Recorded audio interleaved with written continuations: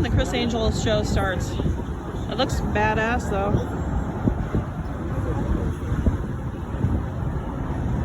Let's see if it's even up there. Because remember it said it was taking a hiatus. I thought that was Adele.